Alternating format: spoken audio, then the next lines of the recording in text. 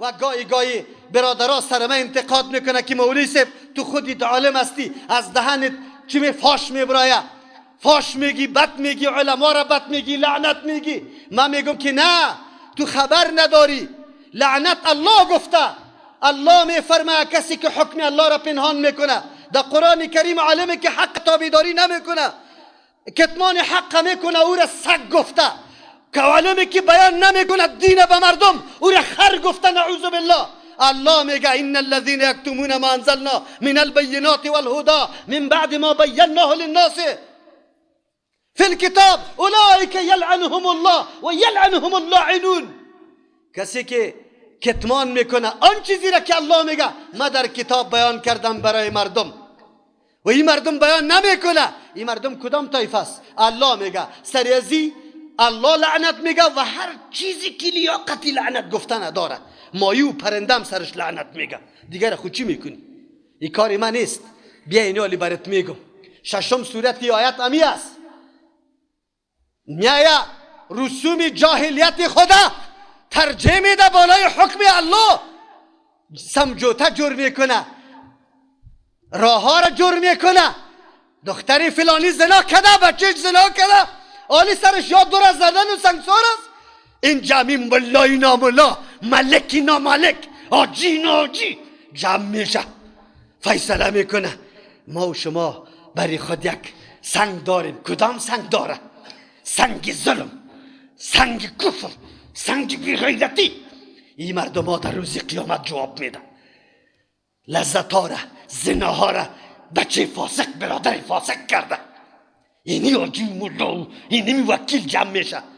دختری بیگناه، همشیری بیگناه بیچاره را، معصومی بیچاره را، او را به بد برای از این کسی که دختر گریختانده برای از او داده رایسته نکایش امین ملای ناملا بسته میکنه.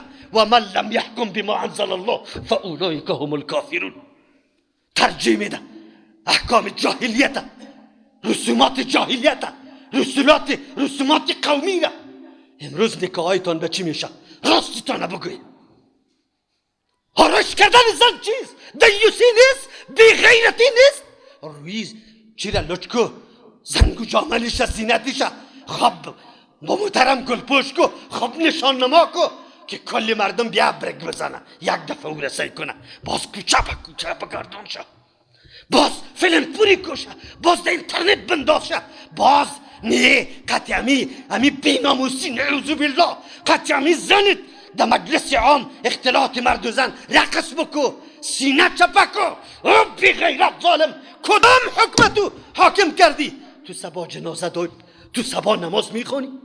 بگوی برام این طور ملا را آدم چی بگوی؟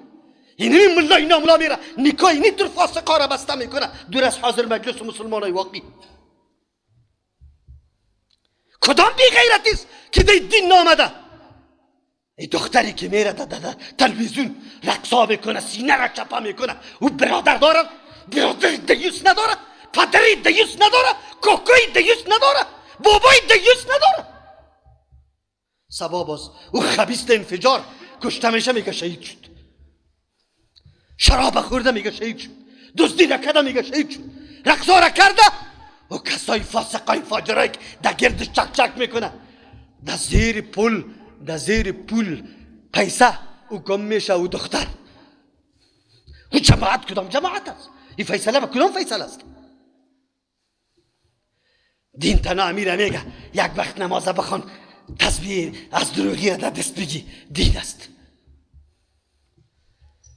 محکم الله را بد میگم، به می خاطر بد میگم در کل عمر در سر منبر نواقض اسلام بیان نکرده که اسلام توسط این چیزا. وضو نواقض داره یا نداره؟ وضو میده میشه یا نمیشه؟ در می مجلس نشسته استی، در می مجلس نشسته استی، خور خو بردته، وضوید میده شده یا نشده؟ چرا میبروی؟ نماز خوانده میتونی؟ اگر حلال بدونی چی میشی؟ کافر میشی. اسلام نواقض نداره که اسلام میده شود. هر کاری که ما کردیم اسلامی ما اسلام است، اسلامی ما اسلام است.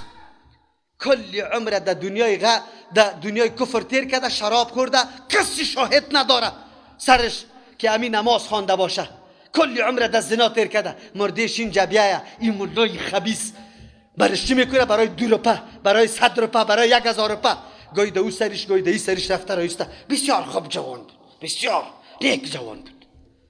مولا صاحب تو خوب ببین، حقیقتا را ببین، تو مسئول هستی در روزی قیامت، از تو سوال میشه.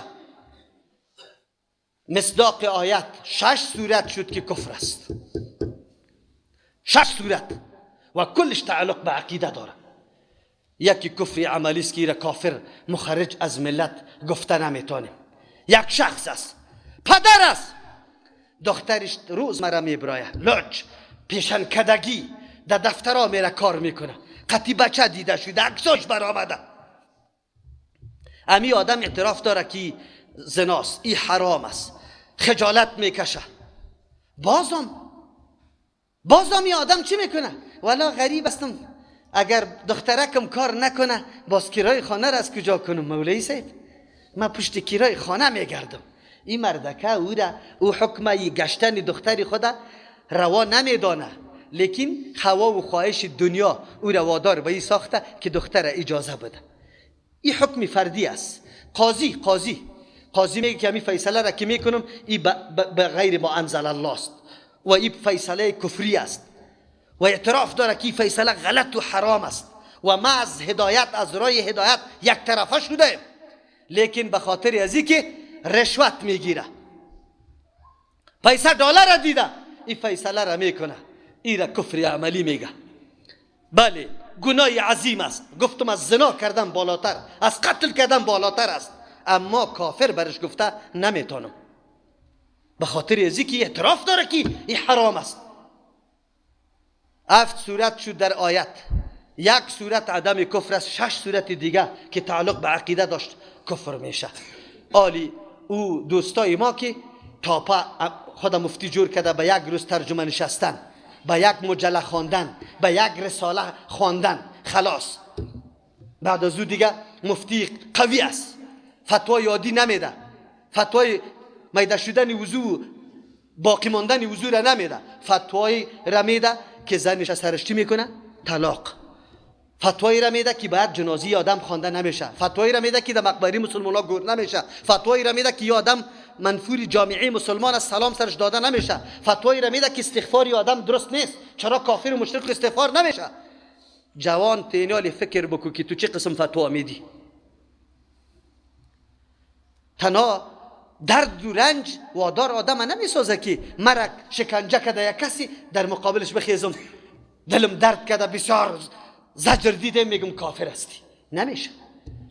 اسلام قانون داره، من تابع قانون هستم، نمیتونم که خلاف قانون اسلام از خود حکم تیار کنم سر کسی بزنم به خاطر که او درد برم رسانده، زجر برم رسانده. نه، من پابند قانون الله هستم. کسی را که الله کافر گفته کافر میگم، رسول الله کافر گفته کافر میگم. کسی را که الله و رسول الله کافر نگفته من کافر گفته نمیتونم. الله متعال بکنه که ما بصیرت تام پیدا بکنیم، باعث جور نشویم که یک حرکت واقعی را ضربه بزنیم، باز خود منصوبم به مو حرکت واقعی بکنیم. ما به منهج سلف روان هستم، لیکن این کارا را بکنم که مردم سلفی ها را لعنت میگه و بد میگه. از دست تو کاری غلط و نادرست انجام داده ای، تنها گناه ضرر برای خودت نبوده بلکه بسته گرفتی منهج لکدار و نامبد ساخته ای. این بحثای ما کلش به خاطر امی بود که ما در موضوع فتوا دادن آنقدر از دقت کار بگیریم، اقدام به کفر کسی قطعا نکنیم. این را باید بدانیم. چرا که تو کسی را کافر گفتی خب بس مباح دم کردیشه، خونیش روا کردی، باز کشتنش هم برات جایز است. خبر داری که کشتن ناحق مسلمان چطور است؟ پیغمبر صلی الله علیه و سلم چی میفرماید؟ زوال دنیا، از بین رفتن دنیا، این خیلی بالای الله چی میشه؟ آسان تمام میشه از اینکه خونی مسلمان به ناحق ریخته میشه.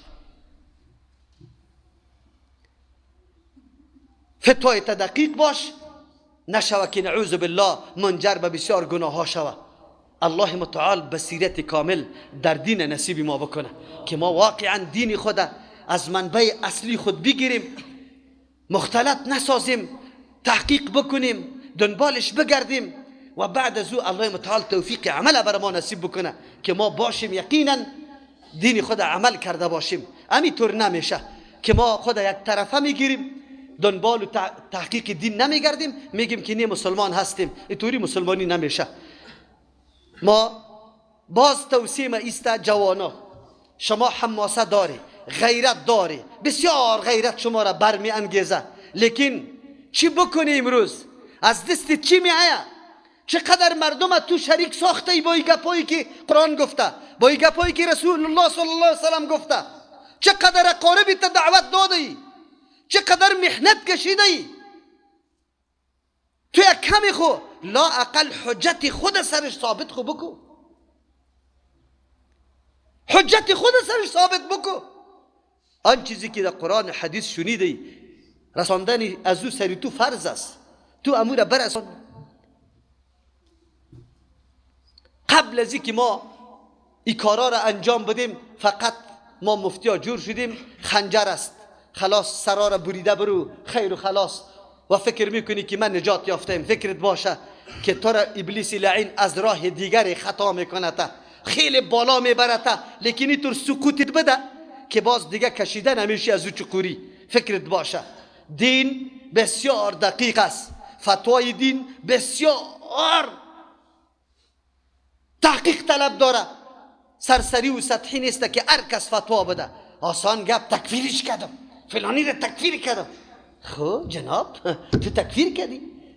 تو تکفیر نمیتونی. میلیون نفر تو اشخاص جمع شوه، کسی را تکفیر نمیتونی تا که در قانون الله و رسول الله کافر نشوه. جناب به تکفیر تو تکفیر نمیشه. تو باید متوجه ای گپا باشی. الله متعال ما را توفیق نصیب بکنه که حقیقت دین خدا بسیار کما حقه تحقیق بکنیم، دنبالش بگردیم. بارك الله لنا ولكم في القرآن العظيم ونفعنا وإياكم بالآيات وذكر الحكيم.